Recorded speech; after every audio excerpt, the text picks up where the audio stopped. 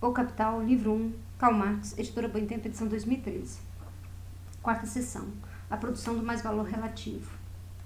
Capítulo 13. Maquinaria e grande indústria. Item 9. Legislação fabril.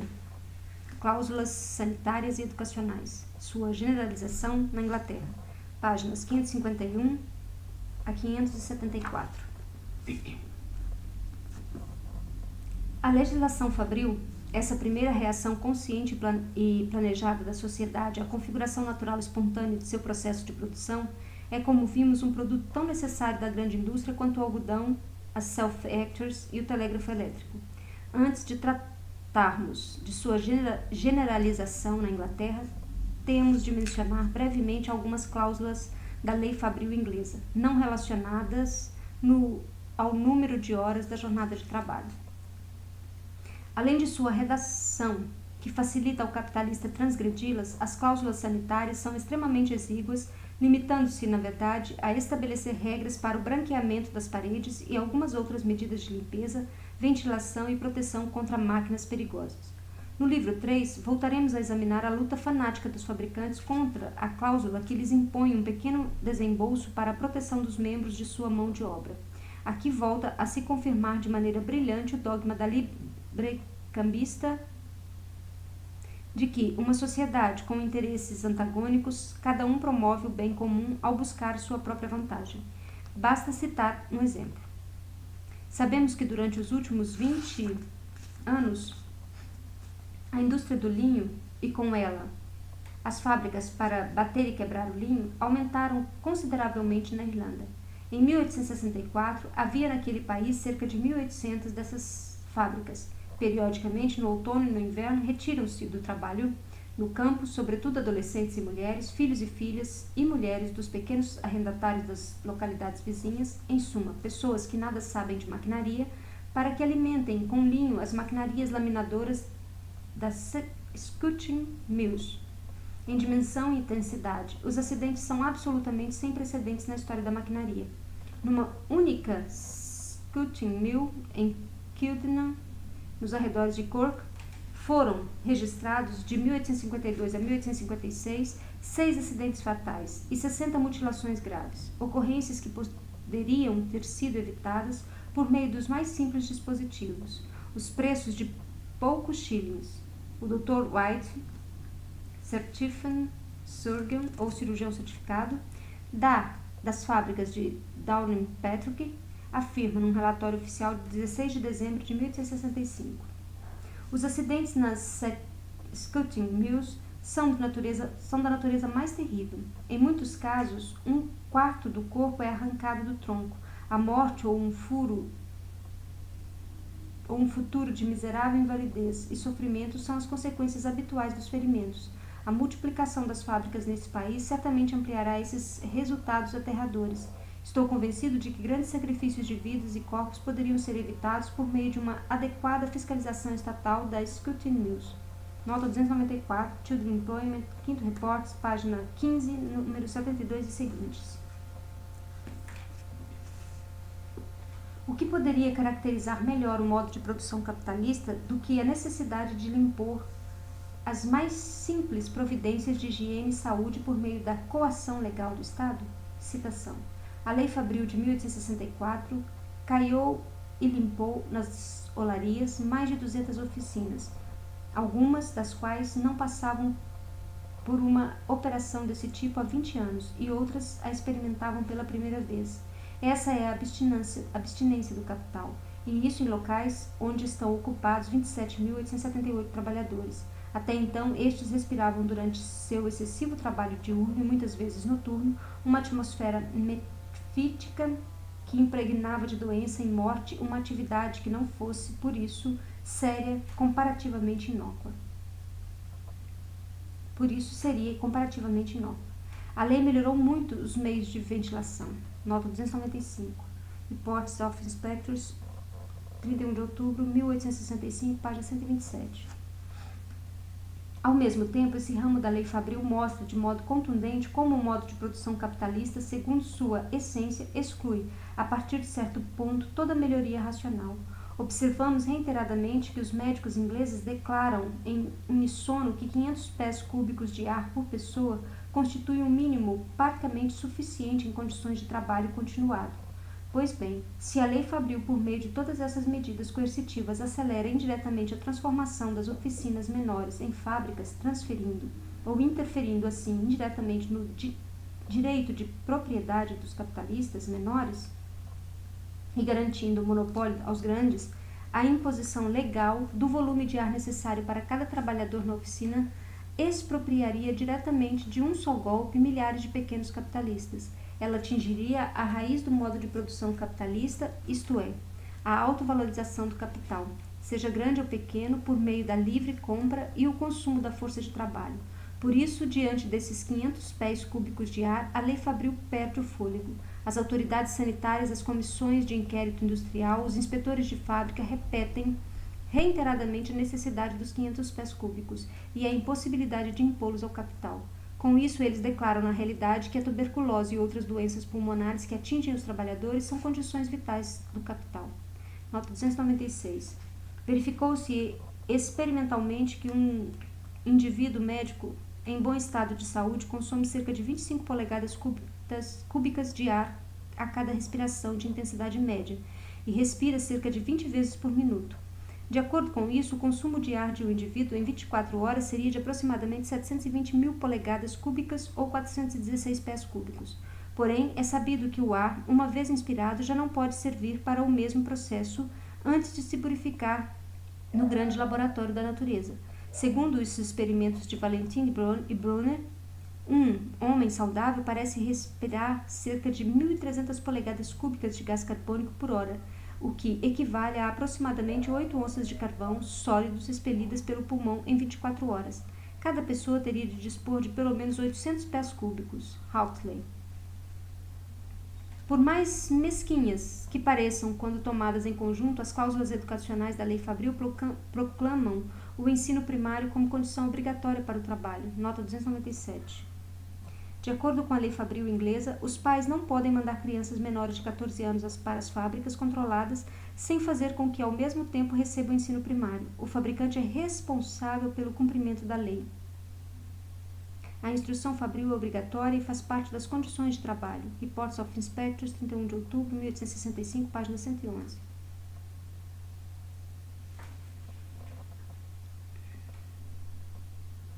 Seu sucesso demonstrou, antes de mais nada, a viabilidade de conjugar o ensino e a ginástica com o trabalho manual e, portanto, também com o trabalho manual com o ensino e a ginástica. Nota 298.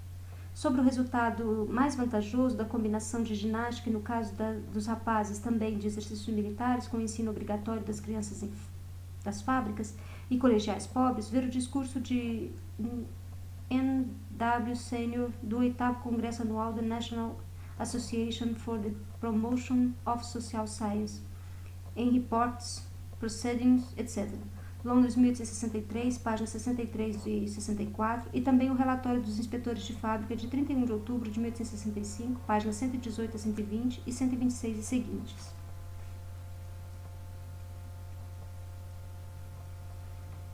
Os inspetores de fábrica logo descobriram, com base em um depoimento de mestres de escolas, que as crianças das fábricas, apesar de só receberem a metade do ensino oferecido e a alunos regulares de tempo integral, aprendem tanto quanto estes, e às vezes até mais. Citação. A questão é simples. Aqueles que só permanecem metade do dia nas escolas estão sempre vivazes e quase sempre capacitados e dispostos a receber instrução. O sistema dividido em metade do trabalho e metade escola converte cada uma dessas atividades em descanso e recreação em relação à outra e, por conseguinte, muito mais adequado para a criança do que uma única dessas atividades exercida de modo ininterrupto. Um menino que desde a manhã fica sentado na escola não pode rivalizar, especialmente quando faz calor, com outro que chega animado e plenamente disposto ao seu trabalho. Nota 299. Reports of Inspectors, citação páginas 118 e 119. Um ingênuo fabricante de seda esclarece aos comissários de inquérito da Children's Employment Commission que estou plenamente convencido de que o verdadeiro segredo da produção de operários eficientes se encontra na união entre trabalho e instrução a partir da infância. Naturalmente, o trabalho não pode ser estafante demais, nem repulsivo ou insalubre, Gostaria que meus próprios filhos alternassem o trabalho e a recreação com a atividade escolar. Children Employment, quinto report, página 82, número 36. Documentos adicionais podem ser encontrados no discurso de Senior durante o Congresso de Sociologia, realizado em Edimburgo em 1863. Com ele, mostra, entre outras coisas, como a jornada escolar unilateral, improdutiva e prolongada das crianças das classes mais elevadas e média aumenta inutilmente o trabalho dos professores, enquanto ele desperdiça o tempo, a saúde e a energia das crianças de um modo não só infrutífero, como absolutamente prejudicial. Nota 300.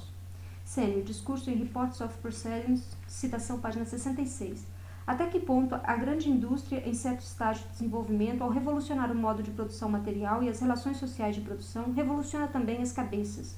Mostra-o de modo contundente a comparação entre o discurso de New Senior, proferido em 63, e sua filípica contra a Lei Fabril de 1833, ou entre os pontos de vista do citado Congresso com o fato de que, em certas partes rurais da Inglaterra, ainda se proíbe aos pais pobres educarem seus filhos, sob pena de morrerem de inanição.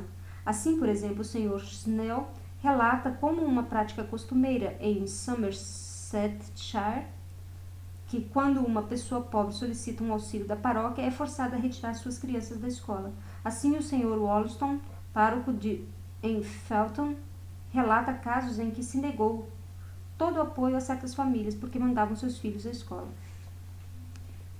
Do sistema fabril, como podemos ver em detalhe na obra de Robert Owen, brota o germe da educação do futuro que há de conjugar para todas as crianças a partir de certa idade o trabalho produtivo com o ensino e a ginástica, não só como forma de incrementar a produção social, mas como único método para a produção de seres humanos desenvolvidos em suas múltiplas dimensões. Como vimos, ao mesmo tempo que a grande indústria suprime tecnicamente a divisão manufatureira do trabalho e sua anexação vitalícia de um ser humano inteiro e uma operação detalhista, a forma capitalista da grande indústria reproduz aquela divisão do trabalho de maneira ainda mais monstruosa.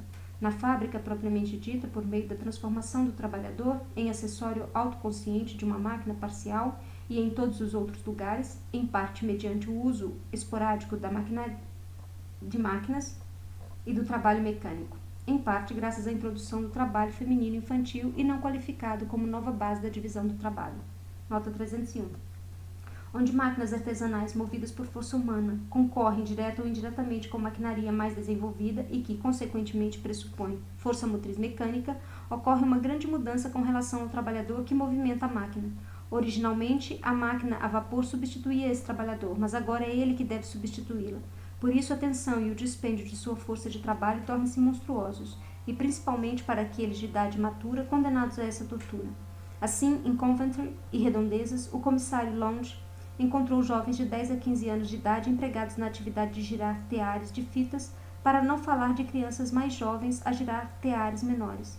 É um trabalho extraordinariamente cansativo. O menino é um mero substituto da força a vapor. Children Employment, quinto report, 1866, página 114, número 6.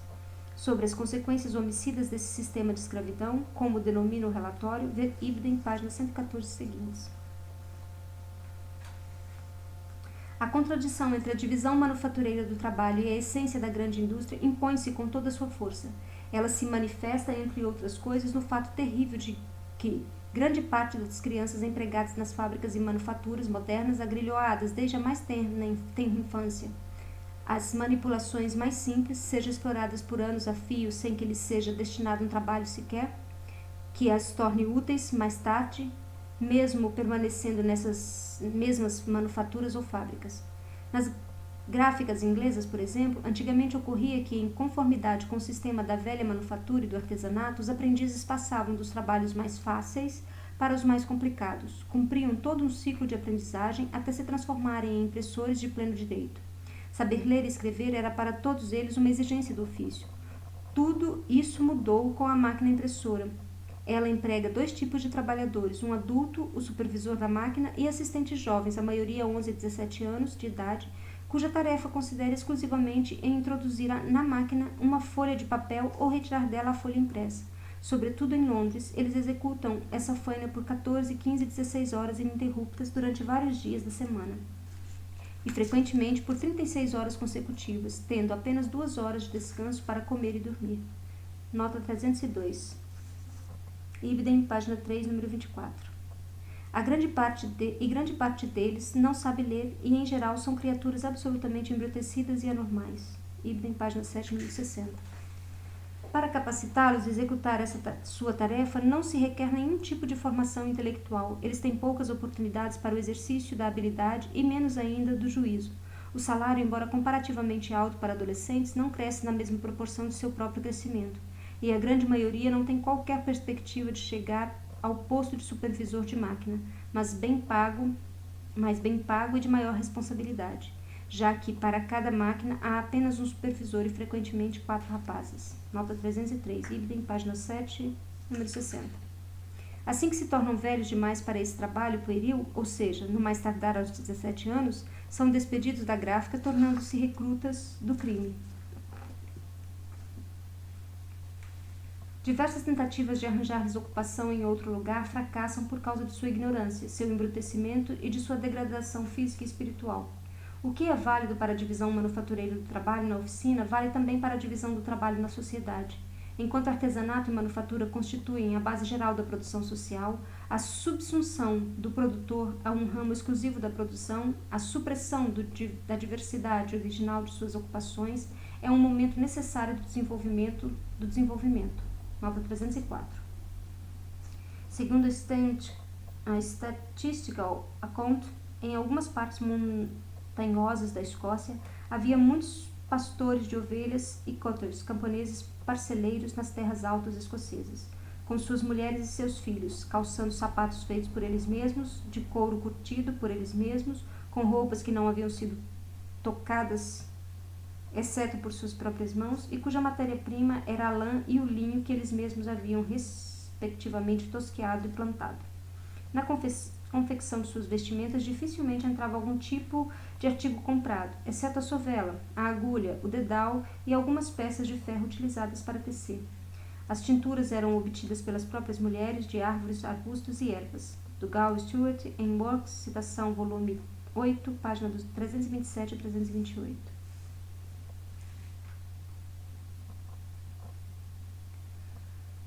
É um momento. Sobre essa base, cada ramo particular da produção encontra empiricamente a configuração técnica que lhe corresponde, aperfeiçoa lentamente e, num certo grau de maturidade, cristaliza rapidamente. Além dos novos materiais de trabalho fornecidos pelo comércio, a única coisa que provoca modificações aqui e ali é a variação gradual do meio de trabalho. Uma vez alcançada a forma adequada à experiência, também ela se ossifica, como comprova sua transmissão, muitas vezes milenar, de uma geração a outra. É característico que no século XVIII ainda se denominassem Meisters, ou mistérios, os diversos ofícios em cujos arcanos só podia penetrar o iniciado por experiência e por profissão. Nota 305. No célebre Livre des Maîtres de Etienne Boileau, é preciso, entre outras coisas, que um oficial, ao ser demitido entre os mestres, deve prestar juramento de amar fraternalmente a seus irmãos e apoiá-los, cada um em seu métier ou ofício, não revelar voluntariamente os segredos do ofício e, até mesmo no interesse da coletividade, não chamar a atenção de um comprador para os defeitos de artigo de outrem, com o objetivo de recomendar sua própria mercadoria. A grande indústria rasgou o véu que ocultava aos homens seu próprio processo social de produção e que convertia os diversos ramos da produção que se haviam particularizado de modo natural e espontâneo, em enigmas, uns em relação aos outros, e inclusive para o iniciado em cada um desses ramos. O princípio da grande indústria, a saber, o de dissolver cada processo de produção propriamente dito em seus elementos constitutivos e, antes de tudo, fazê-lo sem nenhuma consideração para com a mão humana, criou a mais moderna ciência da tecnologia. As formas variegadas, aparentemente desconexas e ossificadas do processo social de produção se dissolveram, de acordo com o efeito útil almejado nas aplicações conscientemente planificadas e sistematicamente particularizadas das ciências naturais. A tecnologia descobriu as poucas formas fundamentais do movimento sob as quais transcorre necessariamente, apesar da diversidade dos instrumentos utilizados, toda a ação produtiva do corpo humano, exatamente do mesmo modo como a mecânica não deixa que a maior complexidade da maquinaria a faça perder de vista a repetição constante das potências mecânicas simples. A indústria moderna jamais considera nem trata como definitiva a forma existente de um processo de produção. Sua base técnica é por isso revolucionária, ao passo que a de todos os modos de produção anteriores era essencialmente conservadora. Nota 306.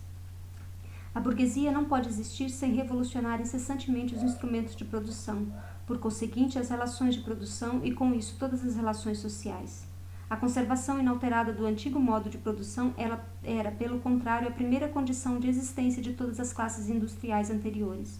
Essa subversão contínua da produção, esse abalo constante de todo o sistema social, essa agitação permanente e essa falta de segurança distinguem a época burguesa de todas as precedentes.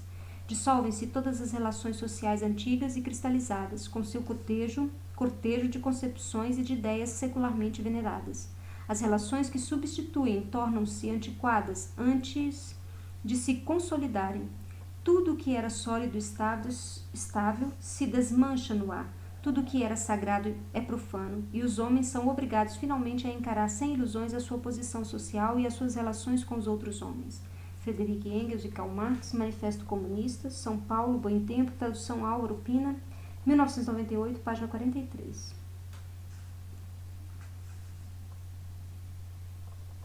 Por meio da maquinaria, de processos químicos e outros métodos, ela revoluciona continuamente com a base técnica da produção, as funções dos trabalhadores e as combinações sociais do processo de trabalho. Desse modo, ela revoluciona de modo igualmente constante a divisão do trabalho no interior da sociedade e não cessa de lançar massas de capital e massas de trabalhadores de um ramo de produção a outro. A natureza da grande indústria condiciona, assim, a variação do trabalho, a fluidez da função, a mobilidade pluridimensional do trabalhador. Por outro lado, ela produz, em sua forma capitalista, a velha divisão do trabalho com suas particularidades ossificadas. Vimos como essa contradição absoluta suprime toda tranquilidade, solidez e segurança na condição de vida do trabalhador, e a quem ela ameaça constantemente com privar-lhe, juntamente com os meios de trabalho, de seu meio de subsistência. Nota 307. Tirais minha vida quando tirais os meios de que vivo. William Shakespeare, Ato 4, Cena 1. O Mercador de Veneza.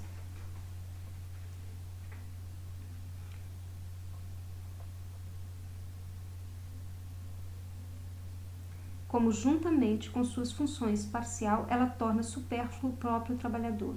Como essa contradição desencadeia um rito sacrificial ininterrupto da classe trabalhadora, o desperdício mais exorbitante de forças de trabalho e as devastações da anarquia social. Esse é o aspecto negativo, mas se agora a variação do trabalho impõe-se apenas como lei natural avassaladora e com efeito cegamente destrutivo de uma lei natural, que se choca com obstáculos por toda parte, a grande indústria, precisamente por suas mesmas catástrofes, converte em questão de vida ou morte a necessidade de reconhecer como lei social geral da produção a mudança dos trabalhadores e, consequentemente, a maior polivalência possível dos trabalhadores, fazendo ao mesmo tempo com que as condições se adaptem à aplicação normal dessa lei. Nota 308.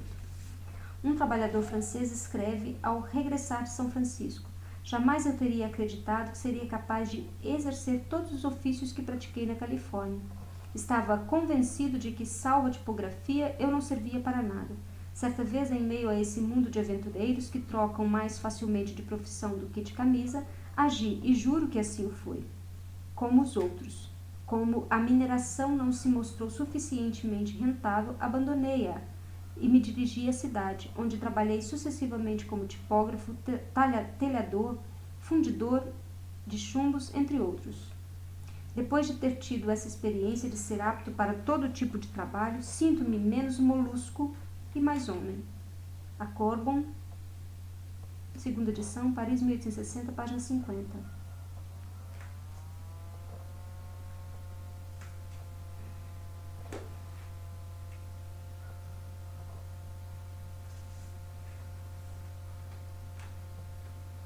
ela transforma numa questão de vida e morte a substituição dessa realidade monstruosa na qual uma miserável população trabalhadora é mantida como reserva pronta a satisfazer as necessidades mutáveis de exploração que experimenta o capital pela disponibilidade absoluta do homem para cumprir as exigências variáveis do trabalho. A substituição do indivíduo parcial, mero portador de uma função social de detalhe, pelo indivíduo plenamente desenvolvido, para o qual as diversas funções sociais são modos alternantes da atividade, uma fase desse processo de revolucionamento, constituída espontaneamente com base na grande indústria, é formada pelas escolas politécnicas e agronômicas e outras pelas escolas profissionalizantes, em que filhos de trabalhadores recebem alguma instrução sobre tecnologia e manuseio prático de diversos instrumentos de produção. Se a legislação fabril, essa primeira concessão penosamente arrancada ao capital, não vai além de conjugar o ensino fundamental como trabalho fabril, não resta dúvida de que a inevitável conquista do poder político pela classe trabalhadora garantirá ao ensino teórico e prático da tecnologia seu devido lugar nas escolas operárias. Mas tampouco resta dúvida de que a forma capitalista de produção e as condições econômicas dos trabalhadores que lhe correspondem encontram-se na mais diametral contradição com tais ferramentas ou com tais fermentos revolucionários e sua meta. A superação da antiga divisão do trabalho, o desenvolvimento das contradições de uma forma histórica de produção, constitui, todavia, o único caminho histórico de sua dissolução e reconfiguração. A sentença sapateiro não vá além de tuas sandálias. Nota do tradutor. Com essas palavras, segundo Valério Máximo, Facta et Dicta Memorabilia 8:12, o pintor grego Apelles teria respondido às críticas que o sapateiro fazia à sua pintura.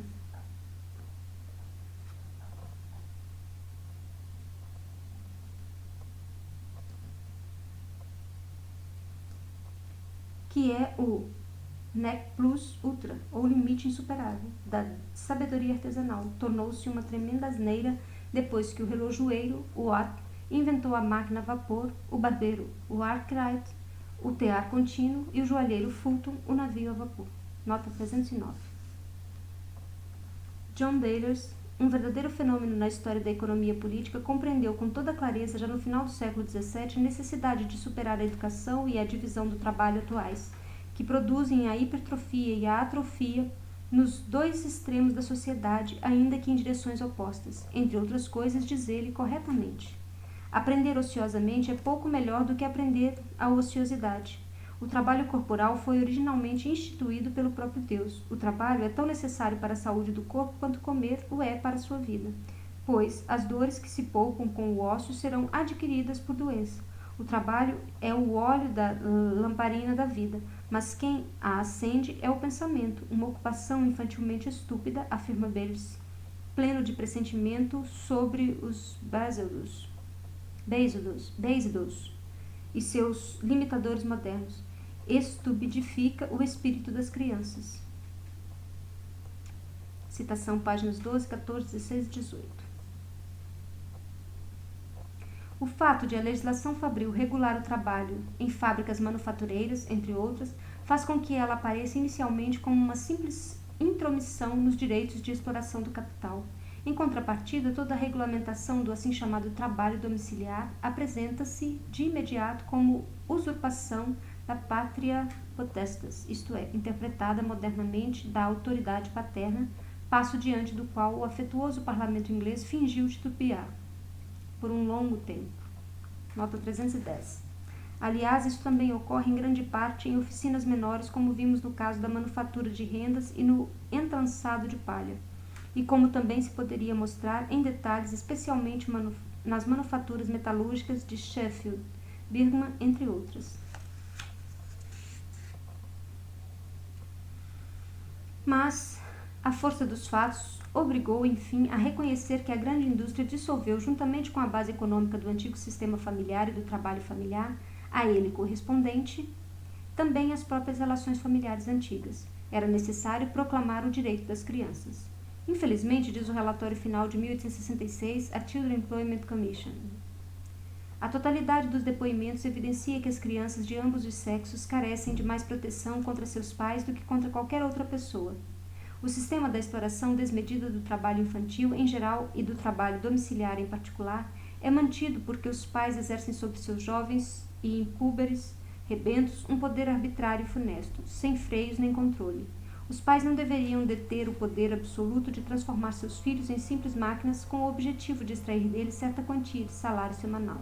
As crianças e os adolescentes têm direitos que a legislação os proteja contra o abuso da autoridade paterna que alquebra permanentemente ou prematuramente sua força física e os rebaixa na escala de seres morais e intelectuais. Nota 311. Children Employment, quinto Reports, página 25, número 162, segundo Reports, página 38, número 285 e 289, páginas 25 e 26, número 191.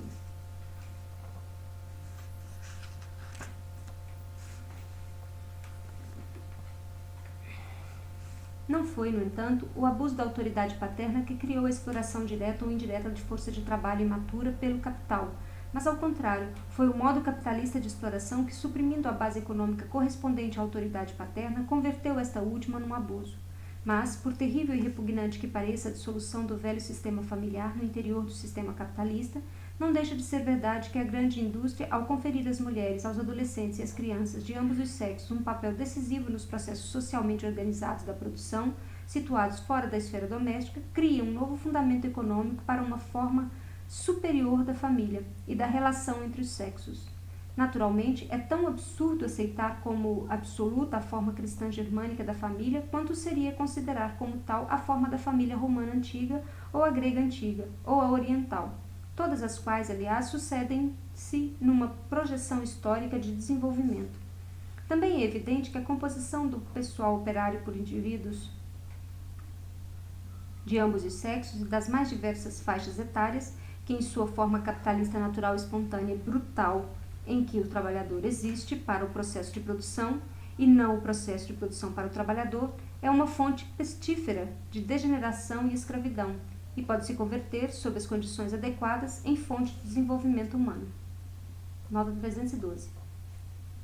O trabalho fabril pode ser tão puro e excelente quanto o trabalho domiciliar, e talvez ainda mais. Reports of Inspectors, 31 de outubro de 1865, página 129.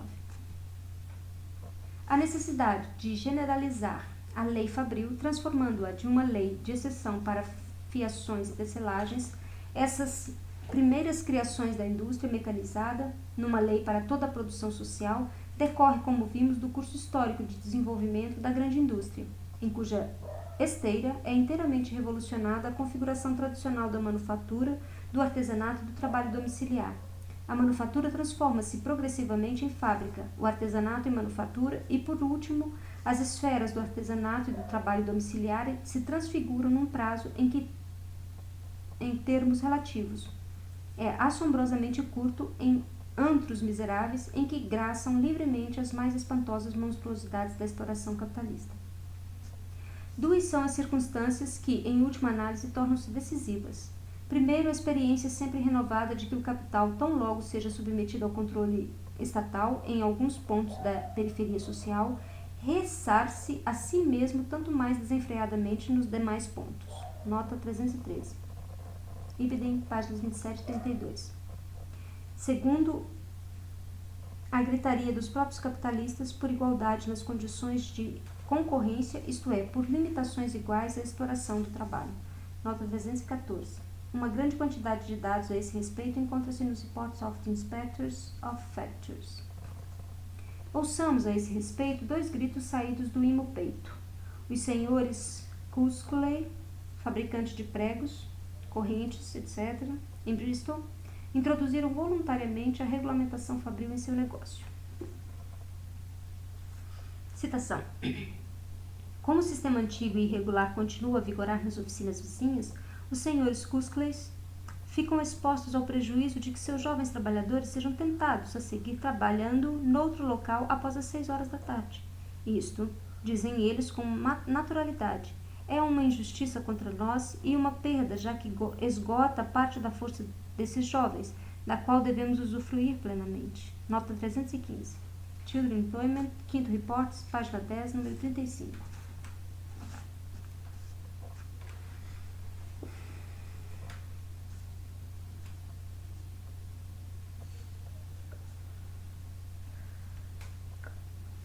O Sr. Simpson, Paper Box Bag Maker, fabricante de caixas de papelão e sacolas de papel, de Londres, declara aos comissionários da Children Employment, citação: subscreveria qualquer petição pela implantação das leis fabris, pois de qualquer modo, após fechar sua oficina, ele jamais consegue repousar à noite.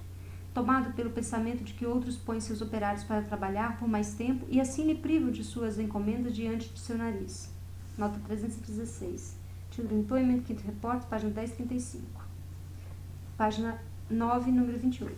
Ibidem.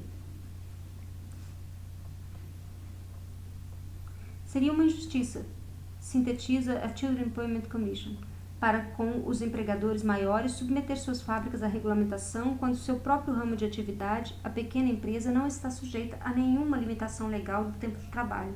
É a injustiça derivada de condições desiguais de concorrência em relação às horas de trabalho. Caso as oficinas menores permanecessem isentas desse controle, somar-se-iam outra desvantagem para os grandes fabricantes, e de que seu suprimento de trabalho juvenil e feminino seria desviado para as oficinas poupadas da legislação. Por fim, isso daria impulso à multiplicação das oficinas menores, que, quase sem exceção, são as que menos favorecem a saúde, comodidade, educação e melhoria geral do povo. Nota 317. Ibidem, página 25, número 165 e 167, conforme acerca das vantagens das indústrias grandes sobre as pequenas. Children Employment, terceiro report, página 13, número 144, página 25, número 121, página 26, número 125, página 27, número 140.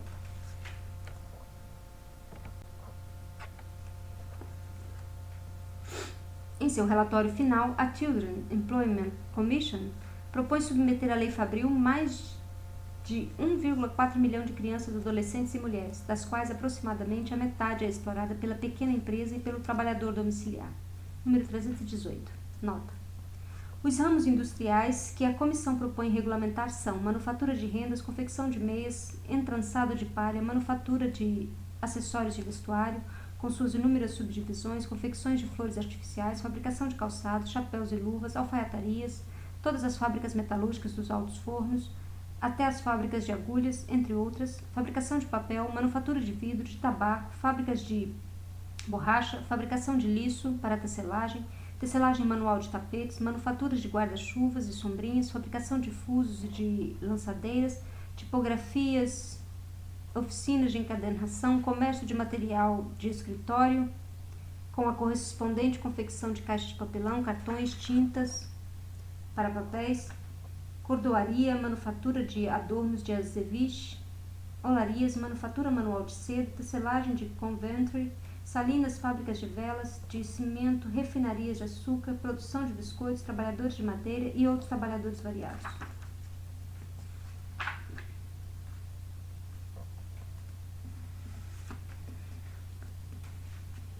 Citação: se o Parlamento, diz o relatório, aceitasse nossa proposta em toda a sua plenitude, é indubitável que tal legislação exerceria a mais benéfica influência não só sobre os jovens e os fracos, que constituem seus objetos mais imediatos, mas também sobre a massa ainda maior de trabalhadores adultos que se encontrariam em sua esfera direta, mulheres e indireta homens, de influência. Ela os forçaria a cumprir os horários de trabalho regular e moderado, economizaria e incrementaria essas reservas de força física, das quais tanto depende seu próprio bem-estar e do país, protegeria a nova geração desse esforço excessivo, realizado em idade matura, que mina sua constituição e leva à decadência prematura. Por fim, assegurar-lhes-ia, ao menos até os 13 anos de idade, a oportunidade de receberem educação elementar e, desse modo, por um fim a essa incrível ignorância, tão fielmente descrita nos relatórios da comissão e que não se pode considerar sem experimentar o sofrimento mais torturante e um sentimento profundo de degradação nacional. Nota 319.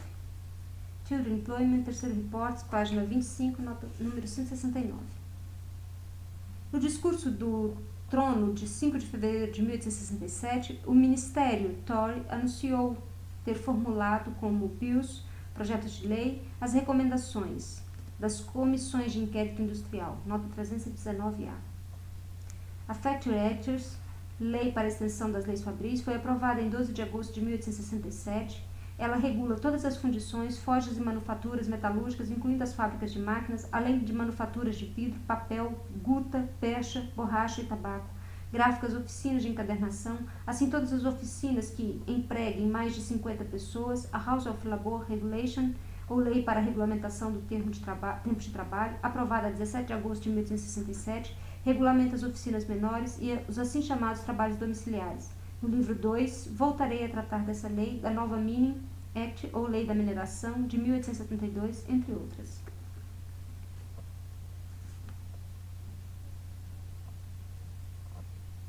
Para tanto, ele tivera de realizar 20 anos de experimento incorporeal, ou experimentos num corpo sem valor. Já em 1840, fora nomeada uma comissão parlamentar para investigar o trabalho infantil. Seu relatório de 1842 apresentava, segundo as palavras de Samuel, citação, o quadro mais aterrador de avareza, egoísmo e crueldade por parte dos capitalistas e pais, de miséria e degradação e aniquilamento de crianças e adolescentes que jamais se apresentou aos olhos do mundo. Há quem possa supor que o relatório descreva horrores de uma era passada. Infelizmente, certos relatos evidenciam que esses horrores continuam mais intensos do que nunca. Uma brochura publicada há 2 anos por Hardwick afirma que os abusos denunciados em 1842 encontram-se hoje, 1863, em plena florescência. Esse relatório de 1842 foi ignorado por 20 anos, período no qual se permitiu que aquelas crianças que cresceram sem a mínima noção daquilo a que chamamos moral, carentes de formação escolar, religião e afeto familiar natural, se tornassem os pais da geração atual. Nota 320. Senior Social Science Congress, citação, páginas 55 e 58.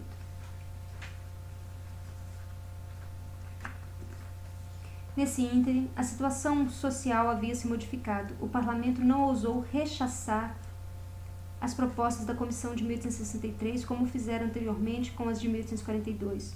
Por isso, já em 1864, mal a Comissão publicara parte de seus relatórios e a indústria da cerâmica, inclusive as olarias, a confecção de papéis de paredes, palitos e fósforos, cartuchos e estopins, bem como a aparação de veludo foram submetidos às leis que se aplicavam à indústria têxtil. No discurso do Trono de 5 de fevereiro de 1867, o gabinete Tory de então anunciou outros bills, baseados nas propostas finais da comissão que, entre mentes, em 1866, concluíra sua tarefa. A 15 de agosto de 1867, a Coroa sancionou a Factory Act Extension e, a 21 de agosto, a Workshops Regulation, ou a Lei de Regulamentação das Oficinas. A primeira lei regulamenta os grandes, a segunda os pequenos ramos do negócio. A Factory Act regulamenta os altos fornos, usinas de ferro e de cobre, fundições, fábricas de máquina, oficinas metalúrgicas, fábricas de guta, pecha, papel, vidro, tabaco, além de gráficas, oficinas de encadernação e, em geral, todas as oficinas industriais desse tipo, nas quais estejam ocupados 50 ou mais pessoas ao mesmo tempo durante pelo menos 100 dias por ano. Para dar uma ideia do âmbito abrangido por essa lei, seguem aqui algumas das definições nela estabelecidas.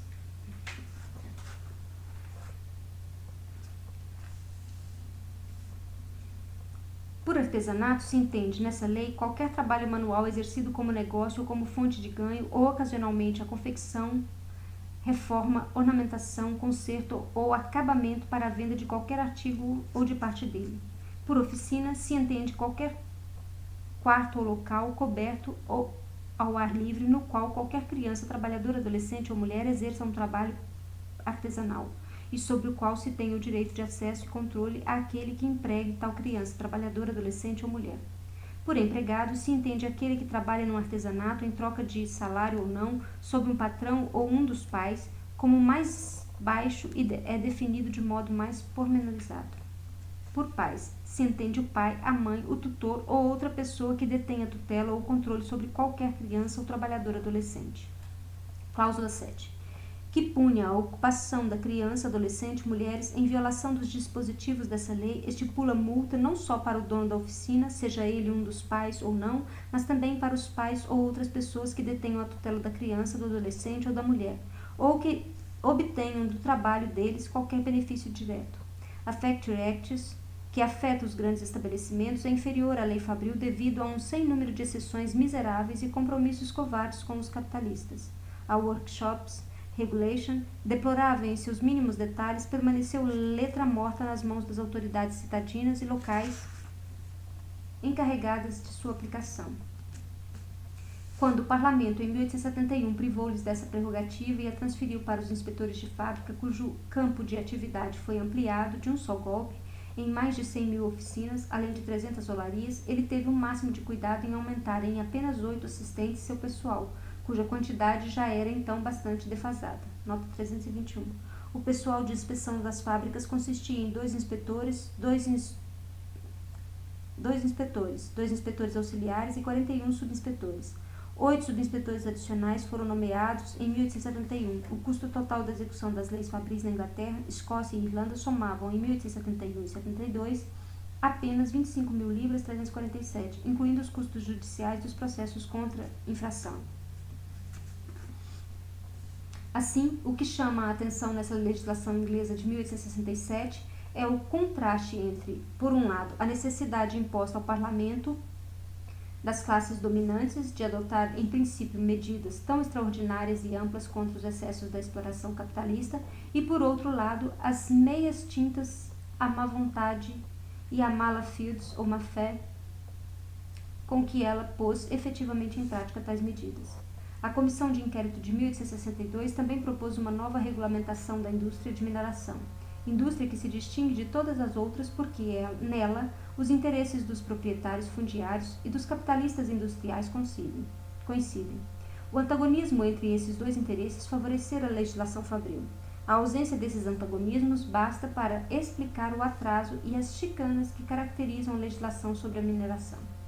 A Comissão de Inquérito de 1840 fizera revelações tão aterradoras e revoltantes, provocara tal escândalo perante toda a Europa que o Parlamento se viu obrigado a tranquilizar sua consciência com a Mining Act, ou Lei sobre as Minerações, de 1842, que se limitou a proibir a utilização de mulheres e crianças menores de 10 anos em trabalhos de subterrâneo.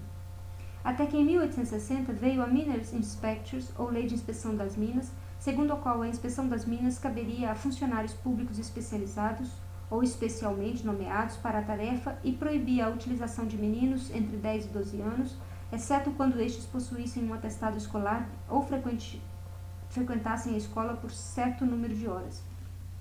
Essa lei permaneceu inteiramente como letra morta graças ao número ridiculamente exíguo de inspetores nomeados, à insignificância de suas prerrogativas e a outras causas que veremos mais detalhadamente no curso da exposição. Um dos mais recentes livros azuis sobre mineração é o Reports from the Select Committee on Mines Taugert White, evidência 23 de julho de 1866. Trata-se da obra de uma comissão de membros da Câmara dos Comuns com plenos poderes para convocar testemunhas e interrogá-las, um grosso volume de infólio, no qual o report propriamente dito ocupa apenas 5 linhas, afirmando que a comissão não tem condições de concluir nada e que mais testemunhas precisam ser ouvidas.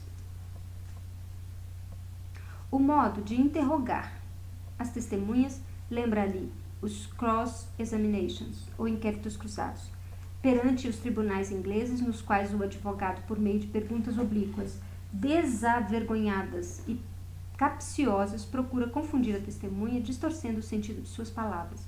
Os advogados são aqui os próprios inquiridores parlamentares, entre os quais figuram proprietários e exploradores de minas. As testemunhas são trabalhadores mineiros, geralmente de minas de carvão. Toda essa farsa caracteriza o espírito do capital de modo tão perfeito que não podemos deixar de ilustrá-la aqui com alguns extratos. Para facilitar a visão geral, apresento o resultado do inquérito em rubricas. Lembro que nos Blue Books ingleses a pergunta e a resposta obrigatórias são numeradas e que as testemunhas cujos depoimentos são aqui citados são trabalhadores empregados em minas de carvão. 1. ocupação do jovem a partir de 10 anos nas minas. O trabalho, incluindo o tempo gasto de ir às minas e voltar delas, dura normalmente de 14 a 15 horas, excepcionalmente mais. Começa às 3, 4, 5 horas da manhã e se estende até às 4 e 5 da tarde. Número 6, 452-83. Os operários adultos trabalham em 2 turnos, ou seja, 8 horas, mas para economizar custos, nenhum revezamento é feito entre os jovens. Número 80, 203 e 304. As crianças pequenas são empregadas principalmente na tarefa de abrir e fechar as portas de ventilação nos diversos compartimentos da mina. As crianças mais velhas em trabalhos mais pesados, como o transporte do carvão, etc. Número 122, 739 e 740. O horário prolongado de trabalho debaixo da terra dura até que os jovens cumpram 18 ou 22 anos, quando passam a realizar o trabalho de mineração propriamente dito. Número 161. Hoje em dia, as crianças e os adolescentes são mais duramente esfalfados do que em qualquer período anterior. Número 1663 e 1667. Os mineiros reivindicam quase unanimemente uma lei parlamentar que proíbe o trabalho das minas aos menores de 14 anos. E então pergunta Russell Vivian, ele mesmo um explorador de minas. Citação. Essa reivindicação não depende da maior ou menor pobreza dos pais? E o Mr. Bruce? Não seria excessivamente rigoroso, estando o pai morto ou mutilado, etc., tirar da família esse recurso? E, no entanto, é preciso haver uma regra geral. Quereis proibir em todos os casos a ocupação das crianças menores de 14 anos em trabalhos subterrâneos? Resposta. Em todos os casos. Número 107 e 110. Vivian. Se o trabalho nas minas fosse proibido até os 14 anos, isso não faria com que os pais enviassem as crianças para fábricas, etc.? Em regra geral, não. Número 174. Um trabalhador. Abrir e fechar as portas parece fácil, mas é um trabalho muito penoso. Além da constante corrente de ar, o jovem fica aprisionado exatamente como se estivesse num calabouço escuro. O burguês Vivian. O jovem não pode ler enquanto vigia a porta, caso possua uma luz? Em primeiro lugar, ele teria de comprar as velas, mas além disso, isso não lhe seria permitido. Ele está ali para atentar em sua tarefa.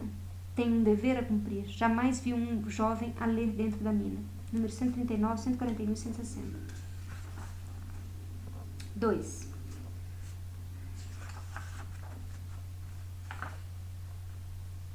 Educação.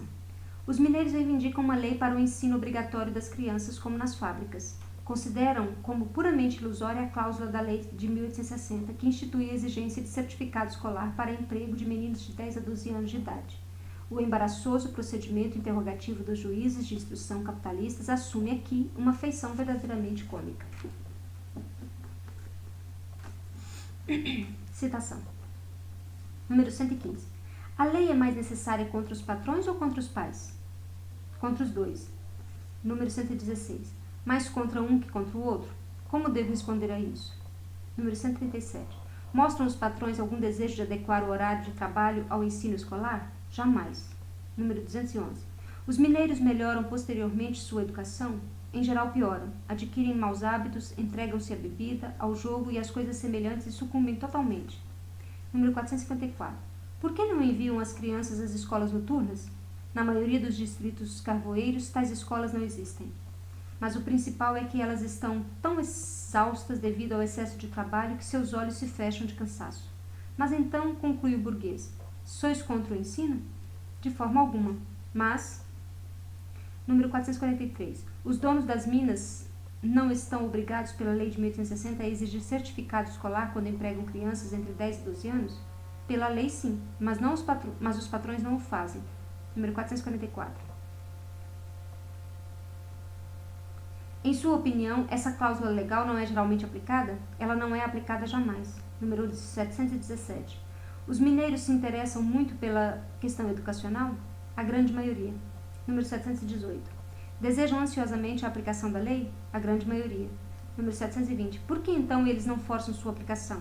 Muitos deles gostariam que fossem recusadas crianças sem certificado escolar, mas ele se torna um homem marcado. Número 721. Marcado por quem? Por seu patrão. Número 722. Acreditais por acaso que os patrões perseguiriam um homem por sua obediência à lei? Creio que o fariam. Número 723. Por que os trabalhadores não se negam a empregar tais jovens? Isso não é deixado à escolha deles. Número 1634. Exiges a intervenção do parlamento? Se algo eficaz deve ser feito pela educação dos filhos dos mineiros, terá de ser compulsoriamente por uma lei do parlamento. Número 1636. Isso deve ser feito para os filhos de todos os trabalhadores da Grã-Bretanha ou apenas para os trabalhadores das minas? Estou aqui para falar em nome dos trabalhadores das minas. 1638. Por que distinguir entre as crianças das minas e as outras? Porque elas constituem uma exceção à regra. Número 1639. Em que sentido? Em sentido físico. 1640. Por que a educação seria mais preciosa para elas do que para os meninos de outras classes? Não digo que seja mais preciosa para elas, mas por causa de seu excesso de trabalho nas minas, elas têm menos chances de obter educação nas escolas diurnas e dominicais. Número 1644. Não é verdade que é impossível tratar questões dessa natureza de uma maneira absoluta? Número 1646. Há escolas suficientes nos distritos? Não. 1647. Se o Estado exigisse que todas as crianças fossem mandadas à escola, de onde sairiam então escolas para todas as crianças? Creio que assim que as circunstâncias o imponham, as escolas surgirão por si mesmas. A grande maioria não só das crianças, mas também dos mineiros adultos não sabe ler nem escrever. Número 705 e 726. 3.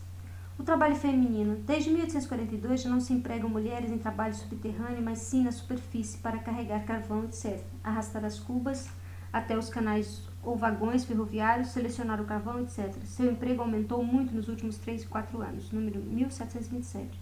Em sua maior parte, são esposas, filhas ou viúvas de mineiros, e suas idades variam de 12 a 50 ou 60 anos. Número 647, 1779 e 1731. Número 648. O que pensam os mineiros do emprego de mulheres nas minas? Em geral, eles o condenam. Número 649. Por quê? Consideram-no degradante para o sexo. Elas vestem uma roupa de tipo masculino. Em muitos casos, todo o pudor é deixado de lado. Várias mulheres fumam. O trabalho é tão sujo quanto o que se efetua no subterrâneo. Muitas delas são mulheres casadas que não conseguem cumprir suas obrigações domésticas. Número 651 e seguintes, 701. 709. Poderiam as viúvas encontrar em outro lugar ocupação tão rentável? De 8 a 10 shillings semanais. De 8 a 10 shillings semanais? Nada sei dizer a esse respeito. Número 710. E ainda assim, coração de pedra. Estais dispostos a cortar-lhes esse meio de vida? Certamente. Número 1715. De onde vem essa disposição? Nós, os mineiros, temos demasiado respeito pelo belo sexo para vê-lo condenado à mina de carvão. Esse trabalho é, em sua maior parte, muito pesado. Muitas dessas moças erguem 10 toneladas por dia.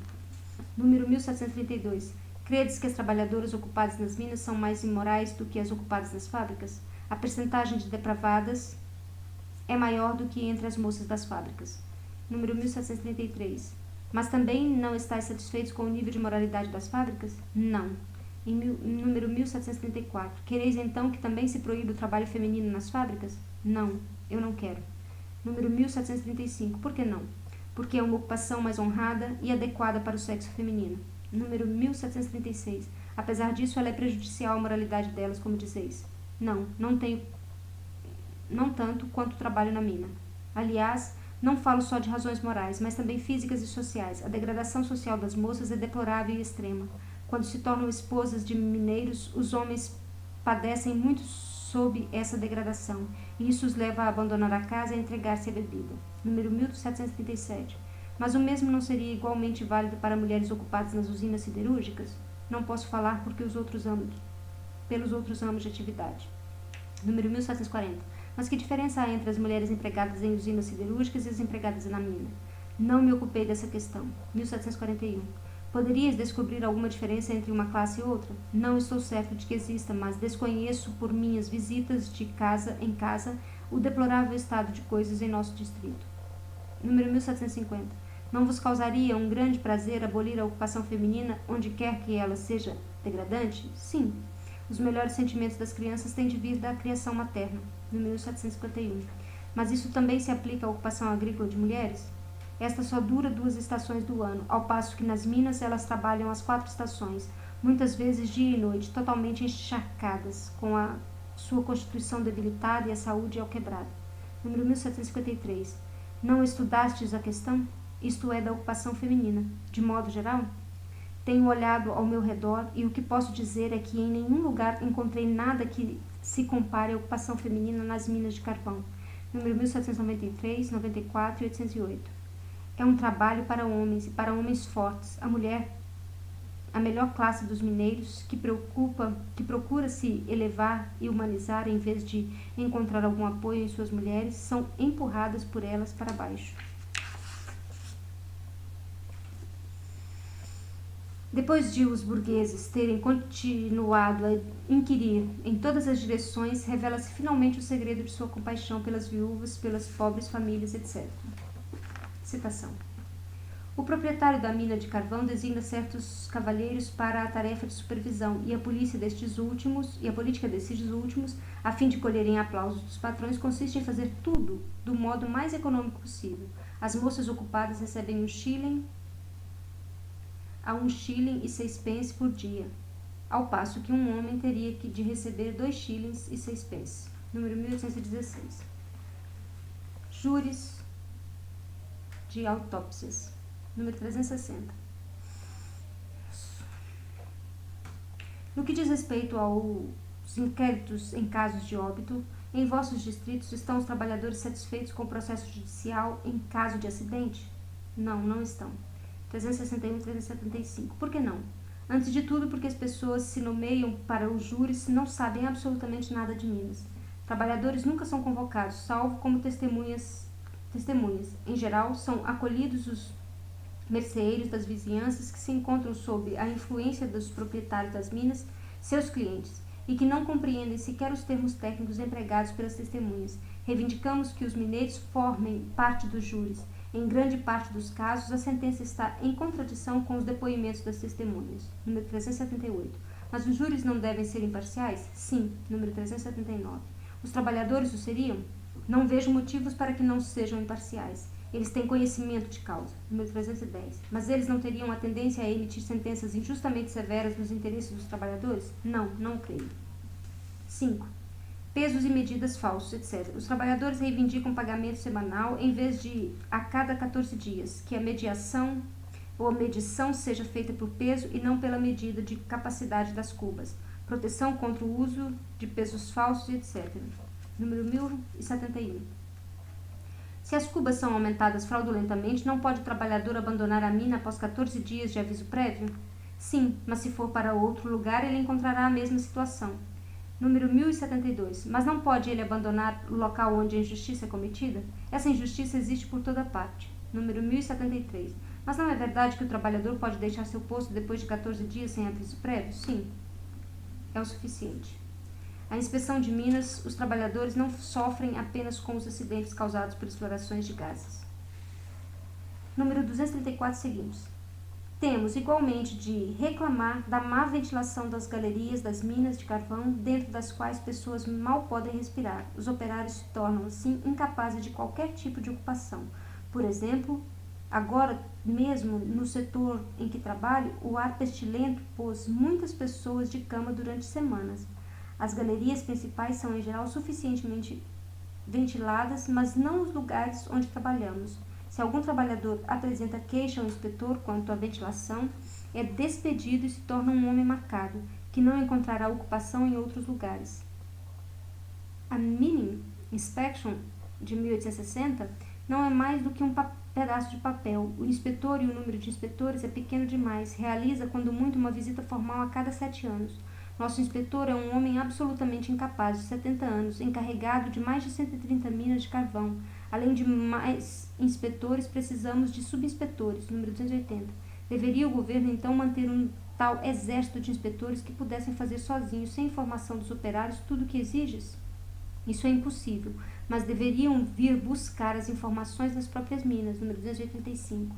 Não credes que o resultado seria transferir aos funcionários governamentais a responsabilidade pela ventilação, etc., responsabilidade que hoje é dos proprietários das minas? De modo nenhum, sua tarefa deveria ser exigir o cumprimento das leis vigentes. Número 294.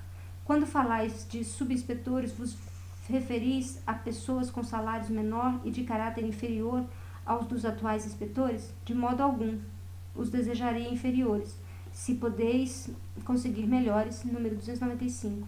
Quereis mais inspetores ou um tipo de gente inferior aos inspetores? Precisa-se de gente disposta a entrar efetivamente nas minas, gente que não tema arriscar a própria pele. Número 297. Se fosse atendido vosso desejo de que se nomeiem inspetores de um tipo inferior, sua falta de habilitação para a tarefa não criaria perigos, etc. Não. A atribuição do governo é nomear sujeitos aptos.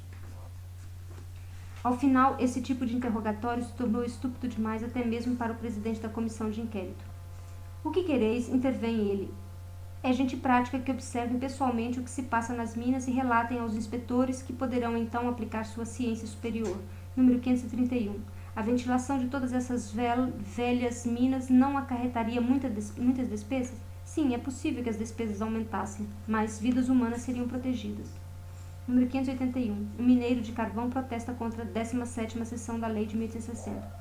Atualmente, quando o inspetor de minas encontra uma parte da mina fora das condições de trabalho, ele tem de relatar o fato ao proprietário da mina e ao ministro do Interior. Depois disso, o proprietário da mina tem 20 dias para meditar sobre o assunto. Ao cabo dos 20 dias, ele pode recusar qualquer alteração. Ao fazê-lo, porém, ele tem de escrever ao ministro do Interior e indicar-lhe 5 engenheiros de minas, entre os quais cabe ao ministro escolher os árbitros. Afirmamos que, nesse caso, o proprietário da mina praticamente nomeia seus próprios juízes. Número 586. O examinador burguês, ele mesmo proprietário das minas. Esta é uma objeção puramente especulativa. Número 588. Quer dizer que tendes, então, pouca conta de integridade dos engenheiros de minas? O que digo é que isso é muito iníquo e injusto. Número 589. Não possuem os engenheiros de minas uma espécie de caráter público que eleva suas decisões acima da parcialidade que temeis? Recuso-me a responder a essas perguntas sobre o caráter pessoal dessas pessoas. Tenho a convicção de que, em muitos casos, eles atuam de modo muito parcial e que esse poder lhes deveria ser retirado sempre que vidas humanas estejam em jogo. O mesmo burguês ainda tem o desplante de perguntar: não credes que também os proprietários de minas têm prejuízos com as explosões? Por fim, número 1042. Não poderias vós, os trabalhadores, cuidar de vossos próprios interesses sem recorrer à ajuda do governo? Não. Em 1865, havia 3.217 minas de carvão na Grã-Bretanha e 12.000 inspetores. Até mesmo um proprietário de minas de Yorkshire, Times, 26 de janeiro de 1867, calcula que, sem considerar as atividades puramente burocráticas dos inspetores, que absorvem todo o tempo deles, cada mina só poderia ser inspecionada uma vez a cada 10 anos. Não é de admirar, portanto, que as catástrofes tenham aumentado cada vez mais nos últimos anos, sobretudo em 1866 e 1867, tanto em número quanto em magnitude, às vezes com o sacrifício de 200 a 300 trabalhadores. São essas as maravilhas da livre produção capitalista. Em todo caso, a Lei de 1872, por defeituosa que seja, é a primeira a regulamentar o horário de trabalho das crianças ocupadas das minas e que, em certa medida, responsabiliza os exploradores e proprietários das minas pelos assim chamados acidentes. A Comissão Real de 1867, cuja tarefa era investigar a ocupação de crianças, adolescentes e mulheres na agricultura, publicou algum relatório muito significativo. Diversas tentativas foram feitas de aplicar à agricultura sob forma modificada os princípios da legislação fabril, mas até agora todas elas fracassaram totalmente. Mas cabe chamar a atenção aqui para a existência de uma tendência irresistível à universalização desses princípios. Se a universalização da legislação fabril tornou-se inevitável como meio de proteção física e espiritual da classe trabalhadora, tal universalização, por outro lado, e como já indicamos anteriormente, universaliza e acelera a transformação de processos laborais dispersos realizados em escala diminuta em processos de trabalho combinados realizados em larga escala, em escala social. Ele acelera, portanto, a concentração do capital e o império exclusivo do regime de fábrica. Ela destrói todas as formas antiquadas e transitórias abaixo das quais o domínio do capital ainda se esconde em parte e a substitui por seu domínio direto indisfarçado. Com isso, ela também generaliza a luta direta contra esse domínio, ao mesmo tempo que impõe nas oficinas individuais uniformidade, regularidade, ordem e economia. A legislação fabril, por meio do imenso estímulo que a limitação e a regulamentação da jornada de trabalho dão à técnica, aumenta a anarquia e as catástrofes da produção capitalista em seu conjunto, assim como a intensidade do trabalho e a concorrência da maquinaria com o trabalhador. Juntamente com as esferas da pequena empresa e do trabalho domiciliar, ela aniquila os últimos refúgios dos supranumerários e com eles a válvula de segurança até então existente de todo o mecanismo social, amadurecendo as condições materiais e a combinação social do processo de produção. Ela também amadurece as contradições e os antagonismos de sua forma capitalista, e assim, ao mesmo tempo, os elementos criadores de uma nova sociedade e os fatores que revolucionam a sociedade velha. Nota 322. Robert Owen, o pai das fábricas e armazéns cooperativos, que, no entanto, como já observamos, não compartilhava de modo algum das ilusões de seus sucessores quanto ao alcance desses elementos isolados de transformação, em seus experimentos não só tinha no sistema fabril seu ponto de partida prático, como também teoricamente considerava o ponto de partida da revolução social. O Sr. Wissering, professor de economia política da Universidade de Leiden, parece ter suspeitado de algo assim quando em seu Handbuch von Praxis 1860 e 1862, que expõe do modo mais adequado as trivialidades da economia vulgar, declara-se a favor do artesanato e contra a grande indústria. Adendo à quarta edição, os novos imbróglios jurídicos, ver nota 194 na página 371 e 72, que a legislação inglesa criou por meio dos reciprocamente contraditórios Factories Acts e Extensions e Workshops. Os Acts acabaram por se tornar insuportáveis, o que levou ao surgimento da Factories and Workshops Act de 1878, uma codificação de toda a legislação sobre a matéria. Naturalmente, não podemos realizar aqui uma crítica detalhada desse código industrial hoje vigente na Inglaterra. Bastarão, portanto, as seguintes considerações. A lei compreende, primeiro, fábricas têxteis. Aqui tudo permanece praticamente como antes. O tempo de trabalho permitido a crianças maiores de 10 anos é de 5 horas e meia por dia ou de 6 horas se o sábado é livre. Adolescentes e mulheres, 10 horas nos primeiros 5 dias da semana e um máximo de 6 horas e meia no sábado. 2. Fábricas não têxteis. Neste caso, as disposições legais estão mais próximas do ponto 1 do que antes, mas ainda subsistem várias exceções favoráveis aos capitalistas, exceções que muitas vezes ainda podem ser ampliadas por meio de licenças especiais do Ministro do Interior. 3. Workshops. Definidas aproximadamente como na lei anterior, quando nelas trabalham crianças, adolescentes ou mulheres, as workshops são colocadas quase em pé de igualdade com as fábricas não têxteis. Porém, uma vez mais, as exigências menos severas em alguns aspectos. 4. Workshops em que não trabalham crianças nem adolescentes, mas só pessoas de ambos os sexos maiores de 18 anos. Para essas categorias, vigoram ainda outra atenuação. 5. Domestic Workshops. Oficinas domiciliares, onde trabalham apenas membros da família no domicílio familiar, determinações ainda mais elásticas, e ao mesmo tempo a eliminação do que um inspetor desprovido de expressa autorização ministerial ou judicial só pode visitar os aposentos que não sejam utilizados ao mesmo tempo como moradia, e finalmente a liberação irrestrita no âmbito familiar do entrançado de palha e da confecção de renda de bilros e de luvas. Com todos os seus defeitos, essa lei, juntamente com a Lei Federal Suíça, de 23 de março de 1877, continua a ser de longe a melhor lei sobre a matéria. Uma comparação dessa lei com a referida Lei Federal Suíça é de particular interesse, pois põe em relevo todas as vantagens como as desvantagens dos dois métodos de legislar. O inglês, histórico, que intervém de caso em caso e é continental, mas generalizador, alicerçado nas tradições da Revolução Francesa. Infelizmente, o código inglês, quanto à sua aplicação nos workshops, continua a ser, em grande parte, letra morta, por falta de pessoal suficiente para a inspeção. Frederick Engels.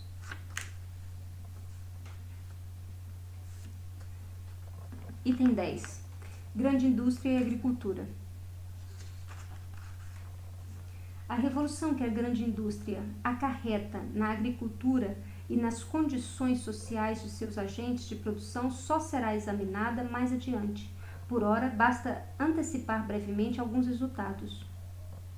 Se o uso da maquinaria na agricultura está em grande parte isento dos prejuízos físicos que ela acarreta ao trabalhador fabril, não é menos verdade que no que diz respeito a tornar supranumerários os trabalhadores, ele atua de modo ainda mais intenso e sem nenhum contrapeso, como veremos em detalhes mais à frente. Nota 323. Uma exposição detalhada da maquinaria aplicada na agricultura inglesa encontra-se em Die, do Dr. Hahn, segunda edição, 1856. Em seu esboço sobre o progresso do desenvolvimento da agricultura inglesa, o Sr. Hahn segue de modo demasiado acrítico o Sr. Léonce de Leverne, adendo à quarta edição, obra que naturalmente tornou-se agora obsoleta. Frederick Engels. Nos condados de Cambridge e Suffolk, por exemplo, a área cultivada cresceu muito nos últimos 20 anos, enquanto a população rural, ao mesmo período, decresceu não só em termos relativos, mas também absolutos. Nos Estados Unidos da América do Norte, por enquanto, as máquinas agrícolas só substituem os trabalhadores virtualmente, ou seja, permitem que o produtor cultive uma superfície maior, mas sem expulsar os trabalhadores efetivamente ocupados. Na Inglaterra e no país de Gales, em 1861, o número de pessoas que participavam na fabricação de máquinas agrícolas era de 1034, ao passo que o número de trabalhadores agrícolas ocupados no manejo de máquinas a vapor e de trabalho era de apenas 1205.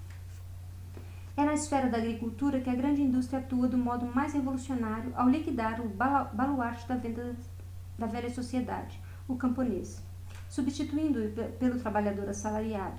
Desse modo, as necessidades sociais de revolucionamento e os antagonismos do campo são nivelados às da cidade. O método de produção mais rotineiro e irracional cede lugar à aplicação consciente e tecnológica da ciência.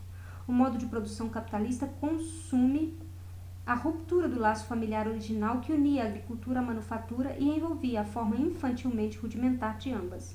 Ao mesmo tempo, porém, ele cria os pressupostos materiais de uma nova síntese superior entre agricultura e indústrias, sobre a base de suas configurações antiteticamente desenvolvidas.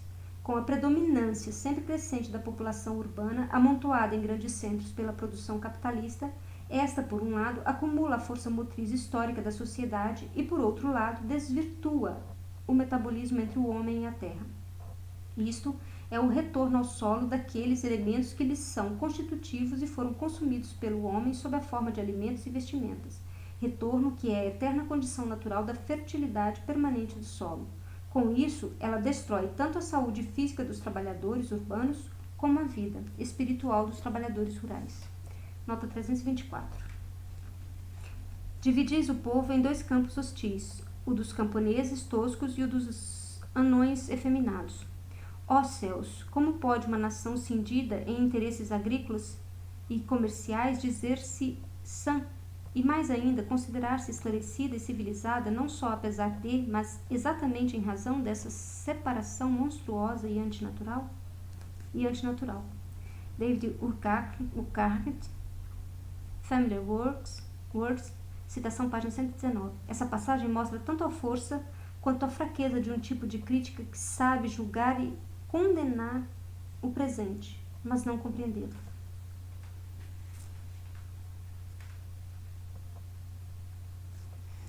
Mas, ao mesmo tempo que destrói as condições desse metabolismo engendradas de modo inteiramente natural, espontâneo, a produção capitalista obriga que ele seja sistematicamente restaurado em sua condição de lei reguladora da produção social e numa forma adequada ao pleno desenvolvimento humano. Na agricultura, assim como na manufatura, a transformação capitalista do processo de produção aparece a um só tempo como martirológio dos produtores, o meio de trabalho como meio de subjugação, exploração e empobrecimento do trabalhador, a combinação social dos processos de trabalho como opressão organizada de sua vitalidade, liberdade e independências individuais.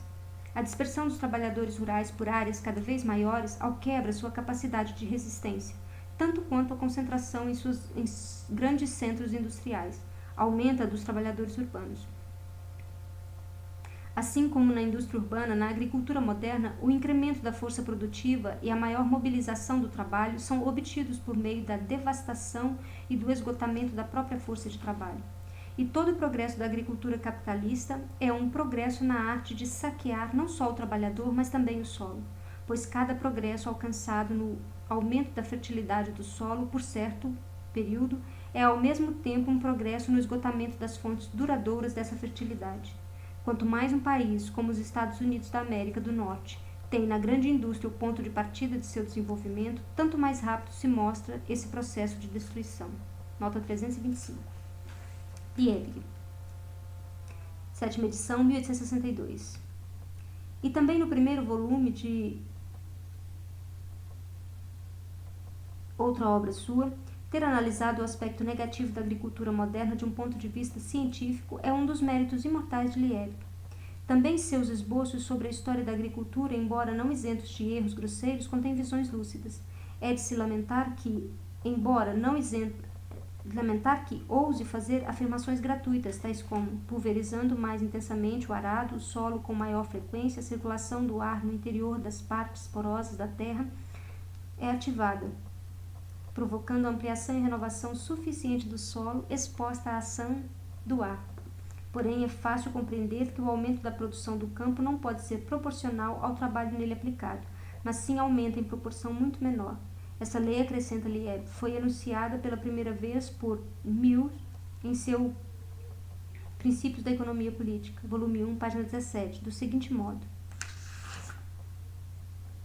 que o produto da terra aumenta em proporção decrescente ao aumento de trabalhadores empregados. O Sr. Mill, inclusive, repete a lei da escola ricardiana numa fórmula falsa, pois, como na Inglaterra, a diminuição dos trabalhadores empregados sempre acompanhou o progresso da agricultura. A conclusão seria que essa lei, descoberta na e para a Inglaterra, não encontraria aplicação a não ser nesse país. Constitui a lei geral da agricultura, o que é bastante notável, já que Mill desconhecia as razões dessa lei. Liebig, citação, volume 1, página 143, e nota. Abstraindo da acepção equivocada da palavra trabalho, que para Liebig não significa o mesmo que para a economia política, é bastante notável que ele faça do Sr. Mill o primeiro proponente de uma teoria de James Anderson, já enunciada na época de Adam Smith, e que foi posteriormente reiterada em vários de seus escritos até o começo do século XIX.